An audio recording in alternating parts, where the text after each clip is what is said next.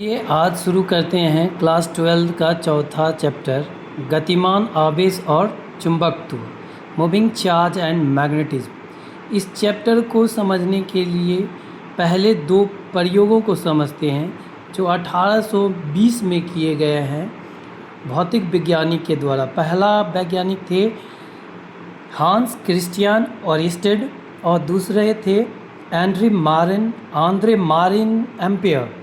तो पहले समझते हैं 1820 में किए गए डच भौतिक विज्ञानी हैंस क्रिस्टियन ओरिस्टेड के प्रयोग को समझते हैं। तो वो अपने प्रयोगशाला में ये जो एक्सपेरिमेंट हुआ था वो उनके अचानक से अनुभव, एक्सीडेंटली था। ये वो जानबूझ के नहीं, वो किसी और चीज़ का प्रयोग कर रहे थे। उसके दौरान उसके टेबल पे एक तार था जिसमें कि सर्किट में बैटरी लगा हुआ था और उस तार के पास जो है चुंबक रखा पड़ा था। अचानक से जैसे ही उसने तार में लाइन दिया, करंट प्रवाहित किया, विद्युत धारा प्रवाहित करी, तो चुंबकीय सुई में चुंबक में हरकत हुआ। एक बार फिर स्विच ऑफ करने के बाद फिर ऑन करने किया तो पाया क्या कि तार में जैसे करंट दिए उस चुंबक पास में रखे चुंबक में हरकत हुई। तो उसके एक्सपेरिमेंट को देखते हैं, उसके महत्वपूर्ण बिंदु को फिर लिखेंगे। पहला ये एक्सपेरिमेंट में कि एक उन्होंने प्रयोग फिर उस पर आधारित किया। एक चालक लिया तार जिसको में बैटरी लगा डाली। बैटरी लगाने के बाद उसके जब नीचे समानांतर में एक चुंबकीय निडिल, चुंबकीय सुई रखी। तो अब क्या उस चालक में विद्युत धारा प्रवाहित जैसे ही स्विच ऑन किए तो प्रवाहित होने लगी। वह विद्युत धारा प्रवाहित होने के कारण ये जो रखा पड़ा था मैग्नेटिक सुई, चुंबकीय सुई, उसमें हरकत, दोलन शुरू हो गया, दोलन करना शुरू हो गया। तो जैसे उसके बाद देखा कि अगर दिशा बदल दी जाए, तार में विद्युत धारा की दिशा, पहले दिशा साउथ से नॉर्थ की ओर चालक में तार में विद्युत धारा प्रवाहित हो रही थी। तार में साउथ से नॉर्थ की ओर विद्युत धारा प्रवाहित हो रही थी। तब देखा गया कि नीचे रखे चुंबकीय सुई में चुंबकीय सुई का नॉर्थ हिस्सा जो है वो पश्चिम में और दक्षिण सिरा पूरब की ओर दोलन करने लगा, घूमने लगा। अब उसके जैसे ही उसने चालक में विद्युत धारा का दिशा को बदला तो उसके डिफ्लेक्शन, जो सुई है चुंबकीय सुई, उसमें विक्षेप की दिशा भी बदल गई। पहले में वो नॉर्थ ध्रुव जो था, उत्तरी ध्रुव चुंबक का, वो पश्चिम की ओर मुड़ रहा था। दिशा बदलने पे जो है उत्तरी ध्रुव जो है चुंबकीय सुई की, वो पूरब की ओर मुड़ने लगी। ये इस तरह से घूमने, तो इससे जो है ये साबित किया, उन्होंने बताया कि विद्युत धारा वाले तार चुंबकीय क्षेत्र उत्पन्न करते हैं। तो अब ये महत्वपूर्ण बिंदु सामने आया है जिसको कि आप लिख लेंगे। ओरिस्टेड का प्रयोग के महत्वपूर्ण बिंदु: जब किसी विद्युत धारा प्रवाहित तार को चुंबकीय सुई, मैग्नेटिक निडिल के ऊपर समानांतर रखा जाता है तो चुंबकीय सुई अपने स्थान से विक्षेपित घूम जाती है।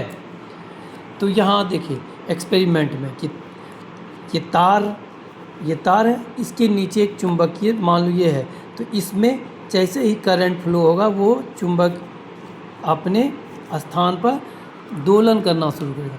दूसरी बात कि तार में विद्युत धारा का परिमाण बढ़ाने पे, अगर तार में आप आई की वैल्यू बढ़ाते हैं, अगर मान लीजिए स्टार्टिंग में 2 एम्पेयर था, 4 एम्पेयर, अब 4 एम्पेयर कर दिए, तो ये जो दोलन प्रक्रिया थी, ये हिलने की, वो बढ़ जाती है। विक्षेपण जो है वो गति बढ़ जाता है।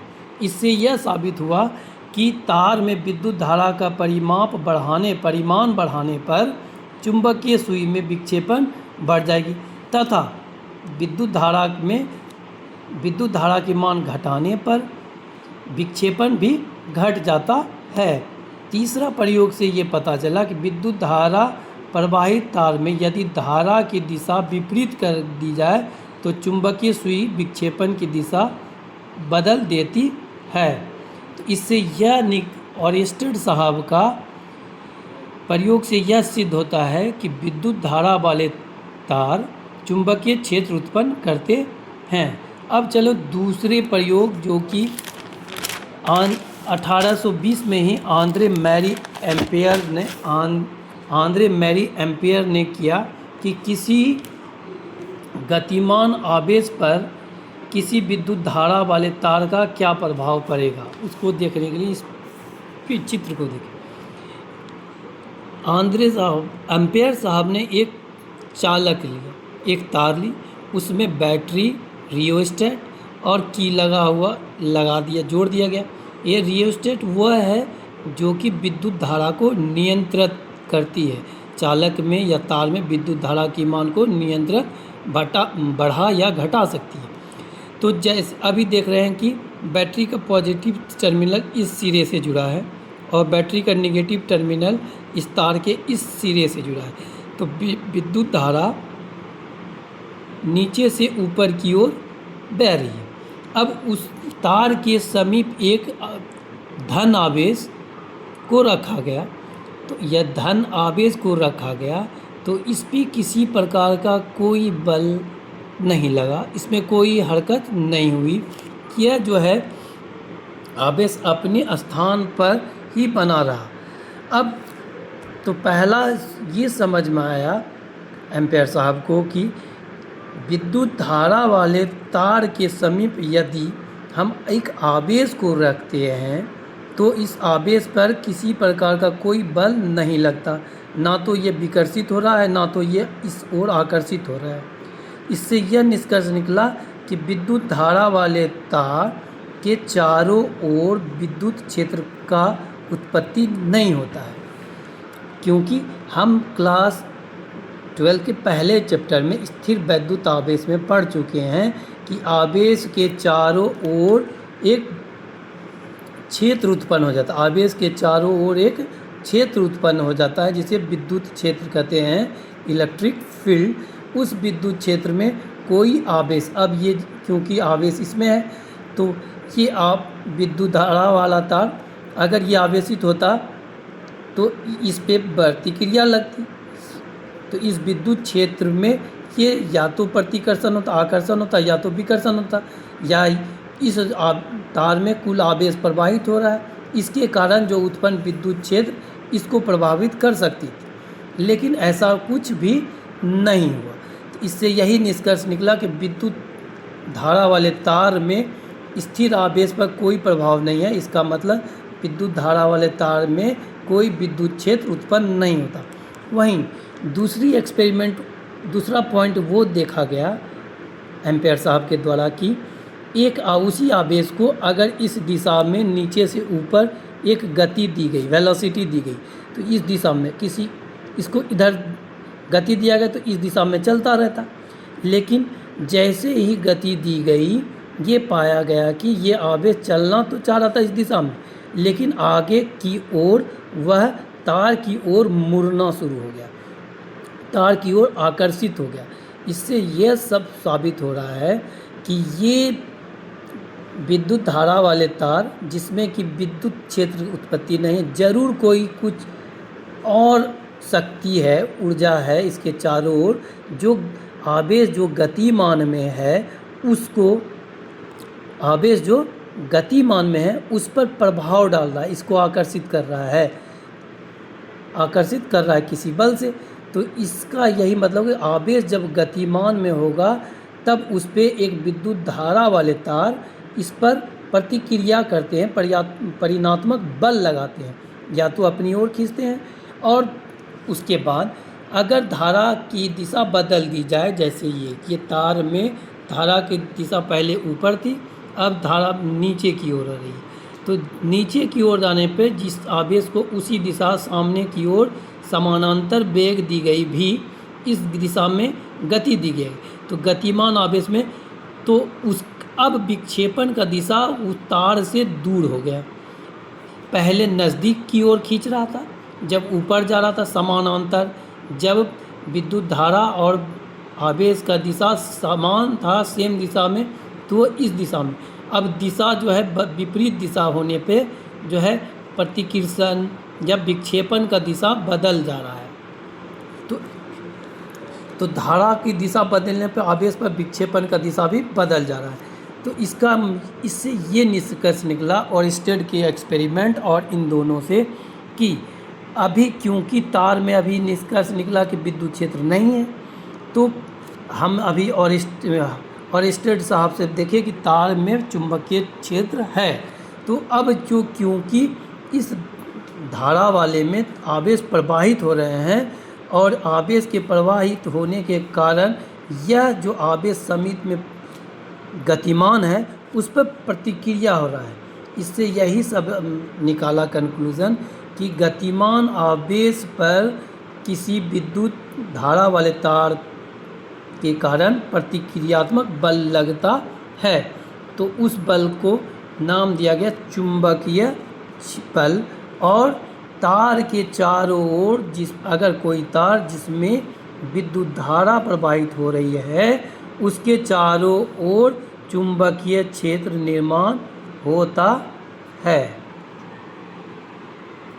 तो यहाँ से अब एम्पेयर साहब के प्रयोग से हम लोग उनकी महत्वपूर्ण बातें क्या क्या सामने आई कि विद्युत धारा वाले तार के समीप स्थिर आवेश पर किसी प्रकार का प्रभाव नहीं देखा गया। इससे यह निष्कर्ष निकलता है या कह सकते हैं कि विद्युत धारा वाले तार के चारों ओर विद्युत क्षेत्र उत्पन्न नहीं होता। दूसरा, विद्युत धारा वाले तार के समीप किसी आवेश को वेग या गति दिया जाए तो आवेश की वेग की दिशा में विक्षेप उत्पन्न होता है। तार की ओर या दूसरे दिशा बदलने पर बदल रहा था एक्सपेरिमेंट में, तो दिशा में विक्षेप उत्पन्न होता है। धारा का अब क्या की गई कि अब मान लिया जाए कि एक तार है, उसमें 1 एम्पेयर का करंट विद्युत धारा प्रवाहित है, उस पर क्यू आवेश रखा गया, उसकी वेलोसिटी भी दी गई, तो वो ये विक्षेपण का रास्ता निकला। इस तरह से वो तार के चारों ओर घूमना शुरू कर दिया।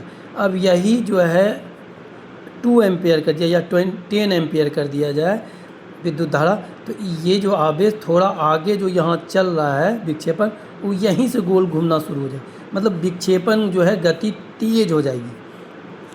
तो इससे परिणाम ये निकला कि आवेश जो तार में विद्युत धारा की मान बढ़ाने पर गतिमान आवेश में विक्षेपण भी बढ़ता है। इससे यह निष्कर्ष निकल रहा है कि जैसे जैसे विद्युत धारा का मान बढ़ाते हैं विद्युत क्षेत्र का मान भी चुंबकीय क्षेत्र का मान भी बढ़ता जाता है। अब तीसरा पॉइंट ये निकल गया है कि विद्युत धारा वाले तार से जितना दूर जाएंगे आवेश, जितनी दूर होगा उसका विक्षेपण या वृत्ताकार पथ जो है, वो जो रास्ता, उसका क्षेत्र बड़ा होता जाए। एक समय ऐसा आएगा कि भाई उसके बाद वो अपनी दिशा में चलेगा।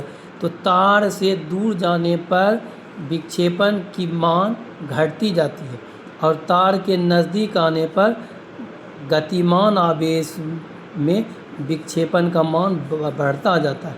इससे यह निष्कर्ष निकलता है कि विद्युत धारा वाले तार के समीप चुंबकीय क्षेत्र का मान अधिक होता है और जैसे जैसे दूर जाएंगे चुंबकीय क्षेत्र का प्रभाव कम होता जाएगा।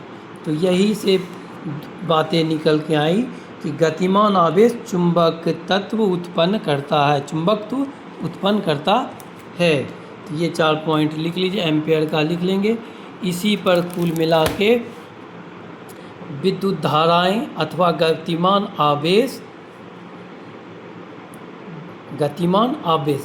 आवेश में विद्युत क्षेत्र के साथ साथ चुंबकीय क्षेत्र भी उत्पन्न होता है। तो अब अगले टॉपिक में हम पढ़ेंगे चुंबकीय क्षेत्र किसे कहेंगे। तो अभी आपने देखा कि किसी आवेश के चारों ओर, किसी विद्युत धारा